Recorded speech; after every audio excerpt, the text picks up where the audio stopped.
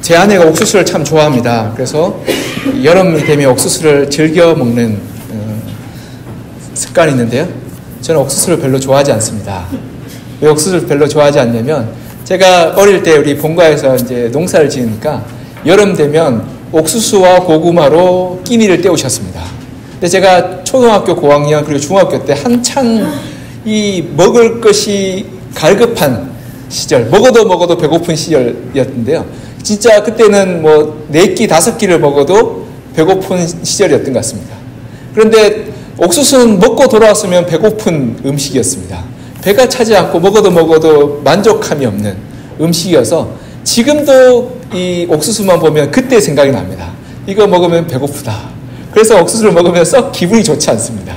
그래서 이 옥수수가 맛이 없는 걸 아는데 먹으면 그때 문득 40년 전의 기억인데요. 그게 문득 생각이 나서 이거 먹으면 배가 안 차더라 라는 느낌으로 별로 썩 달가워하지 않는 음식이 되었습니다. 사람은 이렇게 과거의 기억에 우리가 매여 있어서 현재를 살아가는 것 같습니다. 과거에 좋았던 기억은 우리의 삶을 풍성하게 하고 아름답게 합니다. 과거에 산과 들과 여러 곳으로 뛰어놀았던 그 경험은 우리 고향을 참 아름답고 좋고 또 푸근한 곳으로 만듭니다. 그래서 수많은 예술가들과 작가들이 과거에 아름다웠던 기억을 회상하며 그러한 아름다움의 그러한 작품들을 만들어갑니다. 그와 반대로 또 아픈 기억, 속상했던 기억, 힘들었던 기억은 저처럼 이렇게 현재를 살아가는 데 있어서 힘들게 만듭니다. 이 옥수수가 싫으면 괜찮은데 인간관계가 싫어지고 삶이 싫어지면 이게 굉장히 어려움이 되죠. 예를 들어서 부모님과의 관계가 굉장히 안 좋았던, 아팠던 기억이 있던 어떤 사람들은 자식과의 관계가 똑같이 안 좋은 것을 경험하게 되고 거기에 매여 있는 것을 보게 됩니다. 이러한 우리의 과거에 좋지 않았던 기억, 상처와 아픔을 통해서 우리 현재가 결정되고 우리 형제가 앞으로 나아가지 못하며 그로 말미암아서 우리의 삶이 힘들고 어려운 시간들을 마주하게 됩니다. 신앙도 마찬가지 같습니다. 우리가 하나님을 믿음에도 불구하고 우리의 과거가 해결되지 않으면 현재의 나의 신앙이 자라지 못하고 그 신앙에서 멈춰 있으며 그로 말미암아서 신앙의 이 흔들리고 어려움 가운데 넘어지는 그러한 신앙으로 살게 되는 것을 발견하게 됩니다. 그러하기에 우리가 건강한 신앙, 성숙한 신앙으로 살기 위해서는 우리의 과거와 잘 화해하고 우리 과거를 올바르게 바라보는 그러한 과정이 반드시 필요합니다. 오늘 본문에 보면 요셉이라는 인물이 등장합니다. 요셉은 과거에 굉장히 어려웠던 삶을 살았습니다. 그는 야곱의 사랑받는 아들이요 특별한 총애받는 아들이었지만 그러나 형들의 질투와 미움으로 말미암아 애굽으로 팔려가게 되고 보디웰 장군의 가정에서 종으로 살게 되며 그리고 억울한 누명과 모함을 말미암아 옥살이까지 하는 기구한 인생을 살았던 사람입니다. 그는 그의 삶을 통해서 형들을 미워하고 원망하며 눈물을 흘리는 삶을 살지 않았겠습니까? 그런데 요셉은 그 자신의 과거의 삶을 올바르게 화해하고 그리고 과거를 통합함을 말미암아 그가 믿음으로 세워지게 되며 가족과 그리고 민족을 구원하는 놀라운 하나님의 역사에 동참하는 삶으로 나아가게 됩니다. 오늘 요셉의 이야기를 통해서 우리가 어떻게 하면 과거와 잘 화해하게 되며 과거를 잘 딛고 일어서서 하나님의 은혜로 살아가게 되는지를 살펴보아서 우리가 하나님 앞에서 과거와 화해된 삶, 신앙으로 성숙한 삶, 그리고 온전하고 사명을 감당하는 삶으로 나아가는 여러분과 저가 되기를 간절히 소망합니다. 첫 번째로 요셉은 과거의 고난을 통해서 하나님을 만나게 되고 성숙하게 되었음을 고백합니다. 과거의 고난과 원망이 불평과 미움이 이 성숙으로 바뀌게 됐던 가장 핵심적인 열쇠는 바로 감사입니다. 따라 보겠습니다. 감사입니다. 네, 우리가 감사할 때 과거의 원망과 불평과 그리고 상처가 하나님의 은혜의 자리로 바뀌게 됩니다. 우리 5절을 같이 한번 읽어볼까요? 시작. 당신들이 나를 이곳에 팔았다고 해서 근심하지 마소서, 한탄하지 마소서. 하나님이 생명을 구원하시려고 나를 당신들보다 먼저 보내셨나이다. 아멘. 요셉은 자신이 애굽 땅에 옴으로 말미암아서 당했던 고난과 고통과 아픔을 통해서 그는 원망하고 불평하고 그리고 미워할 수 있었지만 그 기회를 통해서 하나님을 깊이 있게 만나고 하나님을 의지하게 됐으며 신앙으로 성숙하게 되었던 계기가 되었음을 기억하며 하나님을 인정하고 감사하게 됩니다. 그래서 형들을 미워하고 원망하기보다 하나님의 은혜의 자리였음을, 하나님의 돌보심의 자리였음을 고백하며 감사함으로 나아감으로 말미암아 과거와 화해하게 됩니다. 사실 이 요셉은 하나님의 은혜 가운데 살았지만 그 어릴 적의 모습을 보면 그는 고자질적이요 자기중심적인 그런 이기적인 아이였음을 볼 수 있습니다. 창세기 37장 2절 보면 이렇게 말씀하고 있습니다. 야곱의 족보는 이러하니라. 요셉이 17세의 소년으로서 그의 형들과 함께 양을 칠 때 그의 아버지의 아내들 빌하와 실바의 아들들과 더불어 함께 있었더니 그가 그들의 잘못을 아버지에게 말하더라. 아멘. 여러분, 잔소리하는 시어미보다 말리는 시누이가 더 밉다라는 이야기가 있습니다.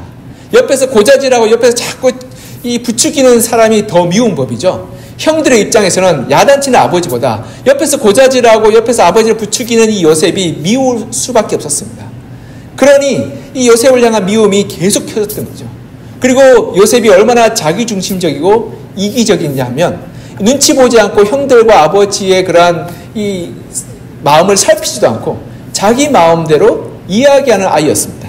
그래서 37장 10절에 보면 이 야곱이 요셉을 꾸짖었다라고 기록하고 있습니다. 사실 야곱은 요셉을 너무 많이 사랑했던 사람이죠. 그 편애가 지나쳐서 형들이 질투하고 형들이 요셉을 미워할 만큼 요셉을 사랑했던 아버지가 바로 야곱인데요. 그 야곱이 요셉을 야단칠 만큼 꾸짖을 만큼 요셉이 지나쳤다는 것을 볼 때 요셉이 얼마나 이기적이고 자기중심적인지를 볼 수 있습니다. 그런데 이러한 요셉이 이 보디발의 종으로서 살아가게 되고 또 억울한 옥살이를 하게 됨으로 말미암아서 어렵고 원통하고 억울한 사람들의 사정을 살피고 이해하는 마음으로 넓어지게 됩니다.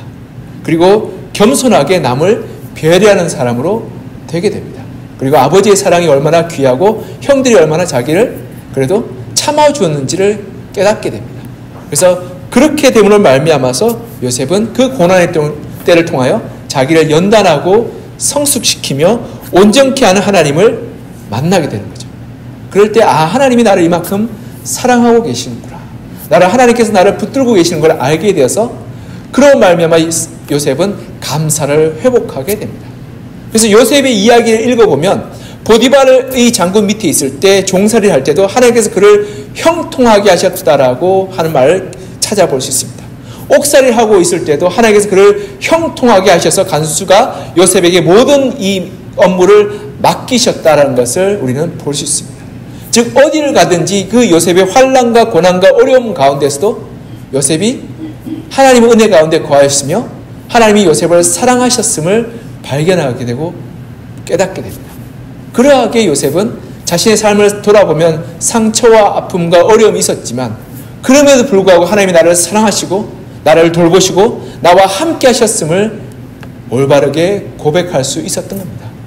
그래서 시편 119편 71편에 이렇게 말씀하고 있습니다.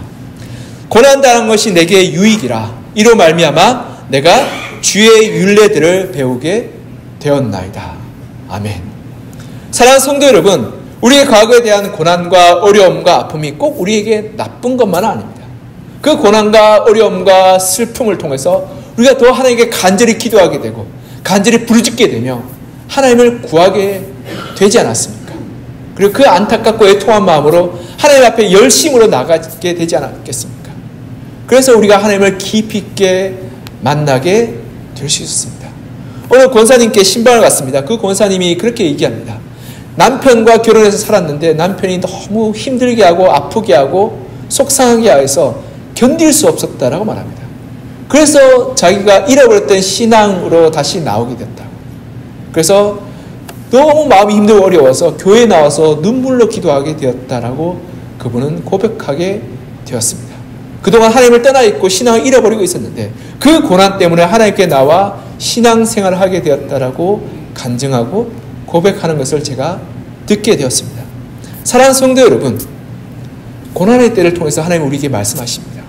고난의 때를 통해서 하나님이 우리를 만나주십니다.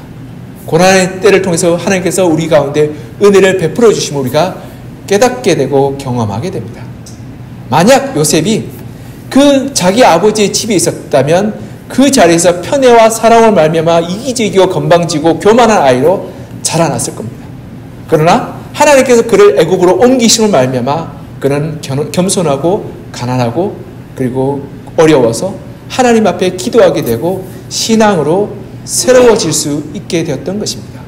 그리고 그 사실을 요셉은 감사함으로 고백하고 그 은혜의 자리에 나아가게 되었던 겁니다. 사랑하는 성도 여러분, 우리가 우리의 삶의 과거를 기억하면 우리가 어려울 때, 힘들 때, 그리고 공부할 때보다 사실은 하나님의 은혜와 돌보심과 사랑하심을 더 많이 있음을 기억할 수 있습니다. 그런데요, 대부분의 사람들은 좋았던 것, 행복했던 것, 그리고 아름다웠던 것을 쉽게 잊어먹습니다. 그런데 힘들고 아팠던 것은 쉽게 기억합니다. 네. 우리가 지난달에 우리 여전대회와 또 남성교회와 권사회가 또 야유회를 갔다 왔습니다. 아름다운 꽃도 보고 맛있는 것도 먹고 좋은 시간 가졌습니다. 그런데 한 달도 채 안 됐는데 기억이 가물가물합니다. 사진을 봐야 여기에 갔구나라고 생각을 합니다. 이렇게 너무 좋은 거는 쉽게 잊어먹습니다. 그런데요, 여러분 생각해 보십시오. 애 낳다가 힘들었던 거는 40년 전, 50년 전도 기억합니다. 제가 섬기는 목사님은 40년 전에 아이 낳았는데 남편이 냉면 먹으러 갔다고 자기 낳는 것 안 지켜봤다는 서러운 마음을 40년 지나도 얘기하는 것을 제가 들었습니다. 그 남편 목사님이 아직까지도 그 얘기한다라고 한탄하는 걸 제가 듣게 됩니다. 여러분 힘들고 서운하고 속상했던 건 잊어버리지 않습니다. 그런데 우리가 좋았던 것은 쉽게 잊어버리죠. 그래서 우리의 삶 가운데 어떻게 보면 어렵고 힘든 것이 더 많다라고 느껴지는데요. 사실 하나님 우리를 사랑하시고 우리가 은혜 베풀어 주시며 돌보아 주신 것이 더 많습니다. 근데 그것을 우리가 올바르게 얻기 위해서는 반드시 필요한 것인데 그것은 뭐냐면 감사입니다. 감사할 때 하나님 우리에게 주셨던 그 과거의 그러한 기억들 그리고 시간들이 하나님의 은혜의 자리로 변하게 되며 그 고난과 어려움과 힘듦이 하나님을 향하는 은혜의 통로로 바뀌게 되는 것입니다.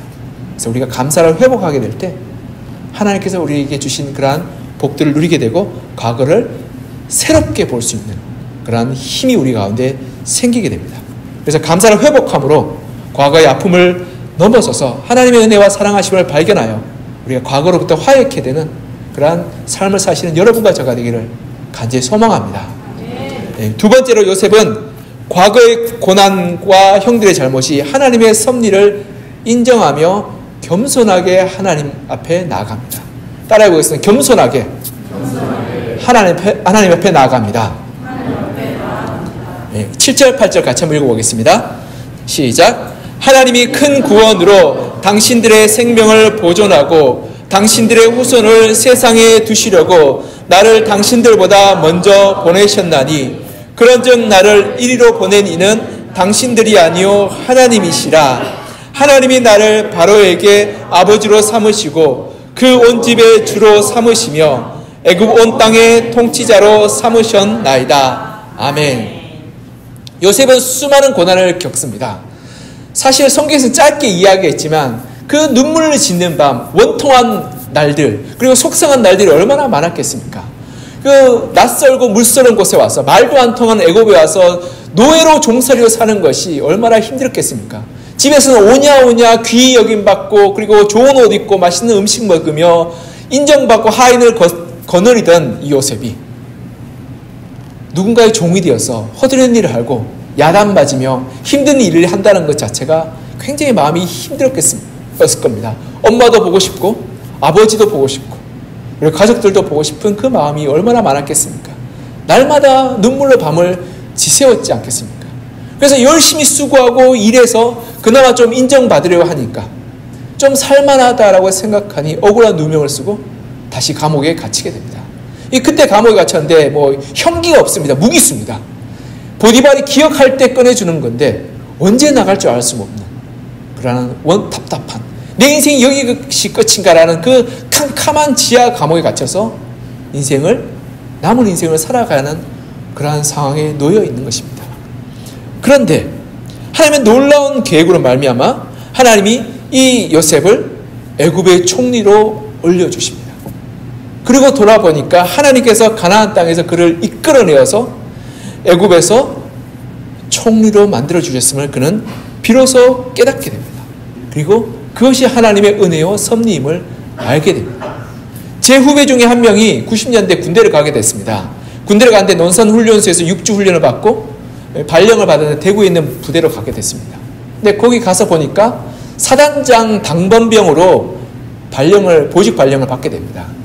당번병이 6명인데 5명이 선임이었습니다. 선임들이 자기한테 와서 하나같이 물어봤답니다. 너 무슨 백으로 왔냐? 그때 사단장 당번병은 훈련도 빠지고 뭐 이렇게 을차례도 다 빠졌습니다. 그러니 이게 보직이 꿀보직인 거죠. 그러니 이게 함부로 갈 수 없는 이 자리였습니다. 그러니까 누군가 사단장과 친한 백이 있거나 아니면 군의 높은 자리에 있거나 아니면 뇌물을 쓰거나 아니면 아주 부유한 권력자의 그러한 도움이 아니고서는 갈 수 없는 자리였습니다. 거기 있는 5명의 선임들이 다 그렇게 온 겁니다. 그러니까 선임들이 오니까 후임이 오니까 궁금했습니다. 너 무슨 백으로 왔냐? 근데 아무리 생각해도 자기 집이 가난하고 권력도 없고 볼품없는데 내가 무슨 백으로 왔는지 기억이 안 나더랍니다. 그래서 이렇게 대답했답니다. 하나님 백으로 왔어요. 네. 여러분 이렇게 군대에서도 좋은 보직 받는 것 쉬운 일 아닙니다. 요즘이야 그렇지 않지만 예전에 90년대는 백이 있어야지 좋은 보직으로 들어갈 수 있었습니다. 그런데 여러분 애굽의 총리 대신이 된다는 것은 이 사단장 당번병으로 들어가는 것보다는 비교할 수 없는 어려운 일이었습니다. 여러분 정치적 수완과 능력이 있어야 되는 자리 아니겠습니까? 그리고 가문이 좋아야지만이 밀어줄 수 있는 겁니다. 권력자가 도와줘야 됩니다. 그런데 요셉은 아무리 생각해도 자기가 백이 있다라고 생각할 수 없었습니다. 왜냐하면 자기는 보디발 장군의 종이었습니다. 그리고 거기서 억울한 누명을 받고 감옥에 갇혀서 무기수로 살고 있는 죄인이었습니다. 누가 그에게 총리 대신으로 지원할 수 있고 추천할 수 있는 그러한 사람이 있었겠습니까? 그는 아무도 자기 뒤에 있는 백이 아무도 없었습니다. 그러니까 돌아보니까 그가 고백할 수 있는 것이 하나님이 나의 백입니다라고 고백할 수밖에 없는 겁니다. 그래서 돌아보니까 하나님이 이 자리까지 인도하셨군요. 하나님이 나를 그 가나안 땅에서 불러내셔서 이 땅으로 인도하여 주시고 나를 여기까지 인도하시고 은혜 베풀어 주시고 복 주신 분이 바로 하나님이십니다라고 고백할 수밖에 없었던 것입니다. 그러기에 나의 나됨이 하나님의 은혜입니다라고 고백하게 되었던 겁니다. 사랑하는 성도 여러분, 나의 능력과 나의 지혜와 나의 힘을 자랑하는 것이 아니라 내가 이 자리까지 올 수 있었던 것은 하나님의 돌보심과 은혜였습니다. 그러하기에 우리가 하나님의 은혜 가운데 복을 누리고 그리고 풍성한 사랑 가운데 거하며 하나님의 은혜로 살아가게 되었던 겁니다. 그래야 해서 고난의 자리, 어려움의 자리, 절망의 자리조차도 하나님께서 나를 사용하기 위한 도구였고 통로였음을 요셉은 비로소 깨닫게 되었던 것입니다. 그렇게 겸손하게 하나님을 인정하고 나니까 그때 비로소 그는 이 보디발의 장군의 종의 자리도 그 감옥에서의 그 무기수의 자리도 하나님의 역사였고 은혜의 자리였음을 비로소 인정하게 되었던 것입니다. 이것이 바로 하나님 앞에 겸손하게 될 때 깨닫게 되는 과거의 새로운 재해석인 것입니다. 여러분 나의 능력과 나의 지혜와 나의 그러한 힘을 자랑하게 될 때 결국 우리는 하나님을 잃어버리게 됩니다. 만약 요셉이 가나안 땅에 그대로 남아있게 될 때 그는 소 몇 마리, 염소 몇 마리, 양 몇 마리 키우는 그러한 작은 집의 가장일 뿐이었을 겁니다. 그러나 하나님께서 그를 요셉의 애굽의 종으로 그리고 죄인으로 만들었을 때 그 요셉이 하나님과 함께 붙들려 있음으로 말미암아 하나님은 그를 애굽의 총리 자리까지도 인도하셨던 것입니다. 그러하기에 나의 나됨이 하나님의 은혜임을 고백할 수 있었던 것입니다. 사랑하는 성도 여러분, 우리의 과거가 아프고 고통스럽고 힘들 수 있습니다. 눈물 나고 그리고 많이 마음을 흔들어 놓을 수 있습니다. 그러나 그것은 우리가 하나님을 바라보게 되고 하나님의 은혜를 경험하는 은혜의 통로가 됩니다. 그리고 그로 말미암아 우리가 하나님의 백으로 우리가 불가능한 일들, 어려운 일들, 할 수 없는 일들을 하게 하는 그러한 은혜의 자리로 우리를 이끌어 주시는 하나님의 능력이 되는 것입니다. 그러하기에 우리가 겸손하게 하나님, 저는 죄인입니다. 저는 종입니다. 저는 가난하고 어리석은 자입니다. 그러나 하나님이 나를 여기까지 인도하여 주시고 여기까지 도와주시며 여기까지 나를 돌보아 주셨습니다. 겸손하게 하나님을 인정하게 될 때 나의 모든 삶의 여정과 역경들이 하나님의 은혜의 자리요 축복의 자리로 바뀌게 되는 것입니다. 그래서 고린도전서 15장 10절에 이렇게 말합니다. 사도 바울이 그러나 내가 나된 것은 하나님의 은혜로 된 것입니다. 이 15장 10절 앞부분에 보면 내가 교회를 핍박하는 자의 박해자였습니다. 그러나 나의 나된 것은 하나님의 은혜입니다라고 고백하며 사도 바울은 겸손하게 내가 죄인이고 내가 악한 자요 내가 하나님의 징벌과 심판을 피할 수 없는 자였는데 하나님의 은혜로 내가 구원받게 되었습니다. 하나님의 사명을 감당하게 되었다라고 고백하고 있는 것입니다. 사랑하는 성도 여러분, 우리의 고난 가운데, 우리의 아픔 가운데, 우리의 슬픔 가운데 십자가를 바라보게 될 때 우린 죄인이요, 우리는 악한 자요, 어리석은 자로 하나님의 구원의 자리로 동참하게 된 하나님의 자녀요 왕같은 제사장임을 발견하게 됩니다. 그렇게 될 때 하나님, 나의 나됨이 하나님의 은혜요, 하나님의 사랑이요, 하나님의 섭리입니다라고 겸손하게 고백할 수 있게 되는 것입니다. 그러므로 나의 나됨을, 여기까지 인도하심을 감사하며 겸손하게 하나님 되심을 인정하게 될 때 우리의 과거가 더 이상 아프고 힘들고 고통스러운 기억이 아니라 나를 하나님께로 인도하며 하나님의 복된 은혜를 누리는 은혜의 통로로 만들어 주시는 것입니다. 이렇게 하나님께 겸손함으로 하나님의 은혜를 누리시고 그 자리 가운데 하나님께 영광 돌리는 여러분과 저가 되기를 간절히 소망합니다. 세 번째로 요셉은 형들을 용서하며 가정을 세움으로 구원하라는 하나님의 사명을 붙들게 됩니다. 같이 따라하겠습니다. 하나님의 사명을 붙들게 됩니다.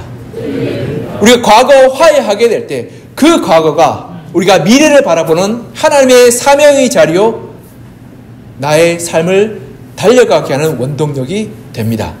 우리 11절 같이 한번 읽어보겠습니다. 11절 시작.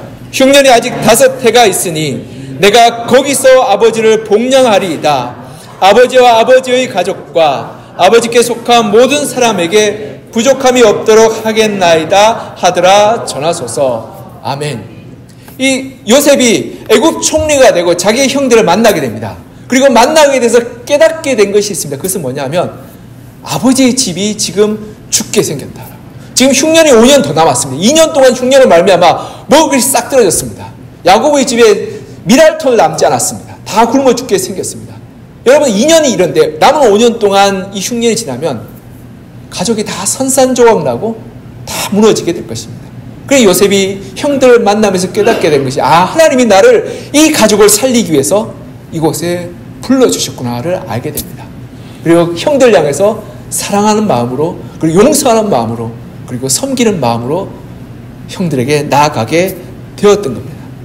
우리의 결핍과 아픔과 상처가 우리의 간절함과 우리의 열망과 소원으로 바뀌게 됩니다. 여러분 불의한 가운데 놓여 있는 사람들은 의를 갈구하게 됩니다. 우리가 70년대 80년대 민주화 운동을 그렇게 갈구하고 그렇게 부르짖었던 것은 그 세대가 불의함으로 가득 차 있었기 때문에 그렇습니다. 원통함과 불의함으로 말미암아 온갖 불의가 난무하는 시대였기 때문에 수많은 사람들이 그 불의함 가운데 절망하고 낙담하여서 의를 사모하였습니다. 고난 가운데 있는 사람들은 그 고난이 얼마나 힘들고 아픈지를 알게 됩니다. 그래서 폴 트루니에라는 이 기독교 의사는 이렇게 말합니다. 상실과 고통 너머라는 책에서 인류 역사의 위대한 일을 하였던 위대한 이 역사의 이 선구자들, 나폴레옹이나 알렉산드라 시저나 또한 여러 철학자들이나 그리고 이 과학자들이 그런 위대한 일들을 할 수 있었던 것은 상실이라는 고통을 겪었던 그러한 공통 분모가 있다라고 말합니다.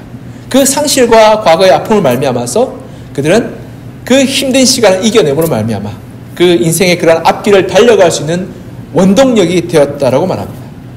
상실과 고통은 우리의 삶을 넘어뜨리지 못하게 될 때 우리의 삶을 힘있게 살게 하며 그 너머 가운데 우리가 정말 살아갈 이유를 발견하게 되는 원동력이 됩니다.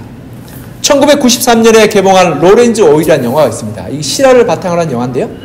이 미국의 한 두 부부에 로렌조라는 아들이 태어납니다. 근데 그 로렌조라는 아들은 희귀병을 앓게 됩니다. 이 부신 백질 이영양증이라는 이 병인데요. 이 들어보지도 못한 병이죠. 우리 신장 위에 부신이라는 곳이 있습니다. 여기서 호르몬을 생산하는데 이 부신에서 호르몬을 생산하지 못해서 일어나는 병입니다. 그러니까 이 호르몬을 생산하지 못하니까 자꾸 아이 몸에 이상이 생기고 그리고 그로 말미암아서 죽음으로 달려갑니다. 그 병이 발병하면 대체 2년밖에 못 삽니다. 그래서 의사가 이야기를 이 아이는 2년 남았습니다라고 선고합니다. 그 청천벽력 같은 이 선고 앞에서 그 부모는 아이를 살리기 위해서 모든 의학 자료와 논문들을 연구하고 조사합니다. 미국에 있는 모든 도서관에 찾아가서 의학 자료들, 의사들을 면담하고 자료를 찾고 연구하고 고민합니다. 그리고 온갖 실패와 좌절을 겪으며 결국 이 오일을 이 문제, 호르몬의 문제를 해결할 수 있는 오일을 만들어내는데 그것이 바로 그 아들의 이름을 따라서 로렌조 오일이라는 이름을 붙이게 됩니다. 네. 그래서 희귀병에 걸린 아이들에게 이 약을, 이 오일을 먹이게 하면 그 희귀병이 완화되고 기대 수명만큼 살 수 있게 됩니다. 물론 그 아들 로렌조라는 아들은 이미 병이 진행이 너무 많이 심하게 진행되었기 때문에 그것으로 말미암아 그 아들을 온전하게 살릴 수 없었습니다. 그러나 10살 때 발병했던 그 아이가 12살에 죽게 되는 의사의 그 말과는 달리 30살까지 살고 인생을 거기서 마감하게 됩니다. 그런데 그 영화에 보면 유명한 대사가 있습니다. 여보, 지금 우리가 하는 이 일이 우리 아이를 위한 일이 아닌지도 몰라. 그 부부는 자기 아이를 살리기 위해서 그 고난과 아픔 가운데 열심히 노력하게 됩니다. 그리고 그 놀랍게도 자기 아들은 살리지 못했지만 그들의 헌신과 수고를 통해서 그 희귀병에 죽어가는 수많은 아이들을 살리는 약을 만들어내게 됩니다. 그래서 유명한 의학상도 수상하게 되고요. 그들의 이름을 그 의학의 그러한 역사 가운데 새기게 됩니다. 때로는 우리에게 닥쳐온 환난과 고난과 고통이 이렇게 세상을 아름답게 바꾸는 원동력이 됩니다. 왜냐하면 그러한 아픈 마음, 간절한 마음, 속상한 마음, 원통한 마음으로 말미암아서 우리가 그 문제가 꼭 해결되고 문제가 고쳐지며 그리고 나아지기를 사모하는 우리 마음 가운데 큰 열망이 생기기 때문에 그렇습니다. 그리고 그 아픔과 그 어려움과 그 고난을 겪어본 사람만이 아는 그 간절한 마음을 품게 되는 것입니다. 그렇게 될 때 놀랍게도 하나님께서 그 마음을 사용하여 주시고 그 마음을 통해서 역사하여 주시며 그 마음을 통해서 하나님의 은혜를 이루어 가시게 되는 겁니다. 이전에 제가 예전에 섬기는 교회에서요, 이 라파 기도회라는 기도 모임이 있었습니다.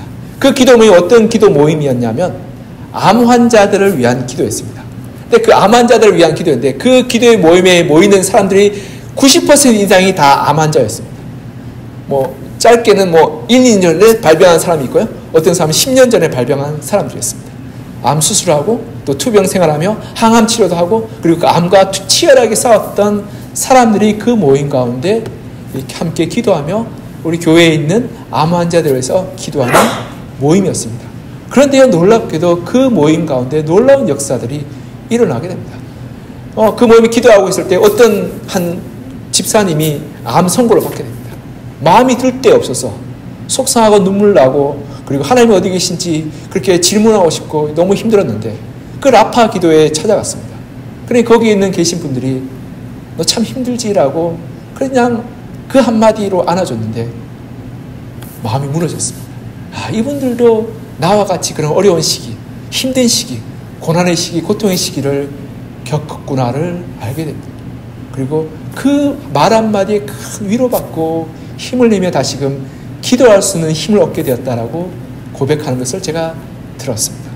사랑하는 성도 여러분, 나의 상처와 나의 아픔이 어떻게 보면 우리가 다시금 경험하고 싶지 않은 기억일지 모르겠지만 누군가에는 큰 위로가 되고 힘이 되고 누군가를 도울 수 있는 은혜의 통로가 될 수 있음을 우리는 발견하게 됩니다. 그래서 요셉은 하나님께서 나를 이곳으로 보낸 것은 이 민족과 가정을 살리기 위한 하나님의 사명의 자리였습니다라고 고백하며 그 가정을 세우고 돌보았던 것입니다. 사랑하는 성도 여러분, 우리 가운데 고난이 있습니다. 어려움이 있습니다. 상처가 있습니다.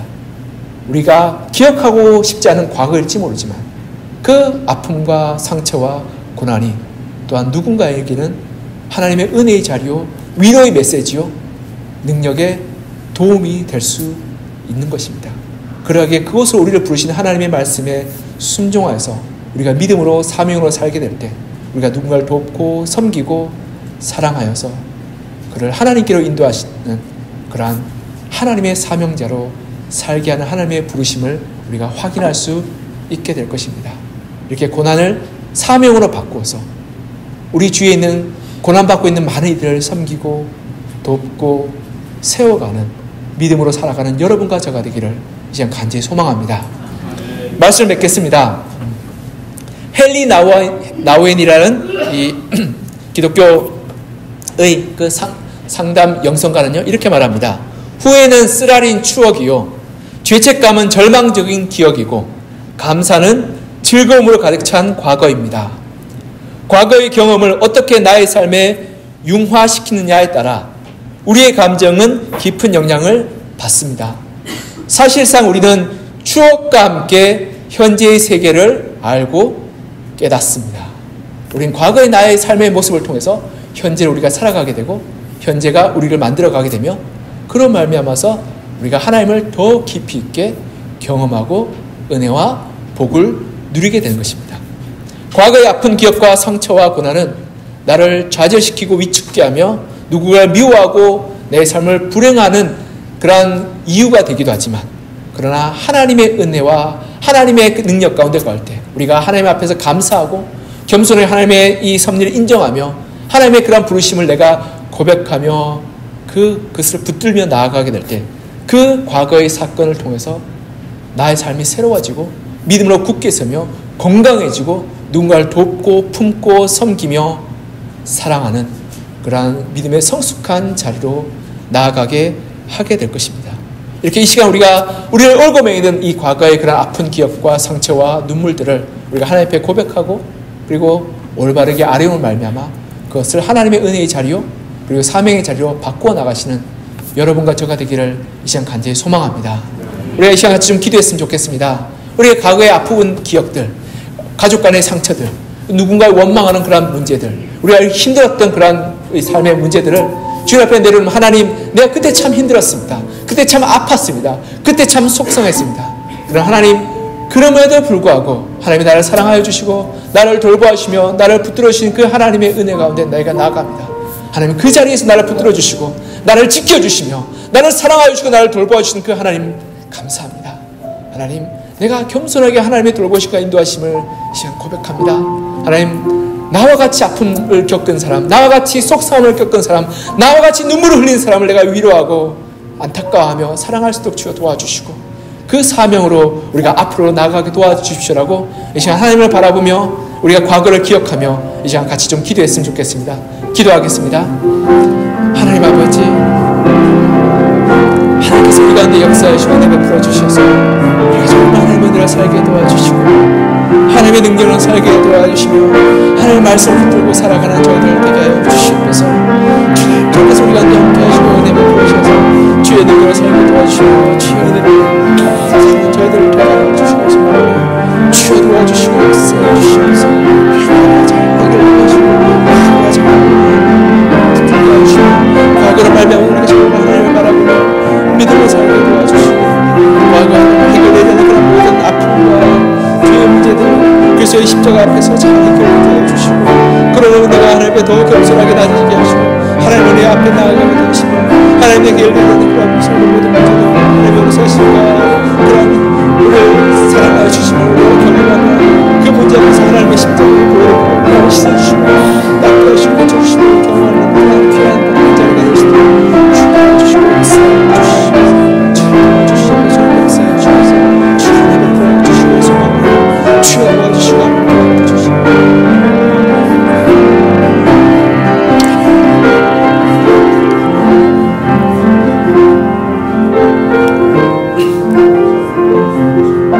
사랑과 은혜가 풍성하신 하나님 아버지, 우리 과거의 아픈 기억과 상처와 눈물을 짓던 일들과 속상하고 원망하고 미워하는 일들을 주님 앞에 이 시간 고백합니다.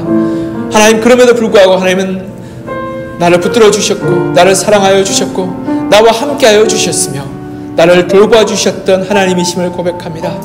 그러하기에 우리가 여기에 있음을 고백하오니 주님, 우리가 감사를 잊지 않게 하여 주시고 하나님의 사랑하여 주시고 하나님의 은혜 베풀어 주시고 하나님이 나를 지켜주셨음에 감사하며 그 과거의 아픈 기억으로부터 우리가 다시금 하나님을 바라보게 하여 주시옵소서.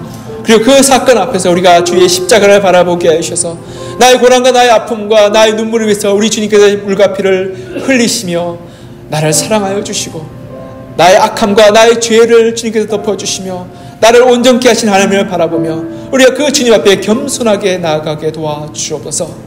그리고 나와 같이 아픔과 슬픔과 고난을 겪은 이들을 우리가 긍휼의 마음으로, 사랑의 마음으로, 안타까운 마음으로 바라보며 섬기게 하여 주시고 기도하게 하여 주셔서 우리가 그 마음과 그 열정으로 하나님의 사명을 감당하며 살아가는 믿음으로 살게 하여 주시옵소서.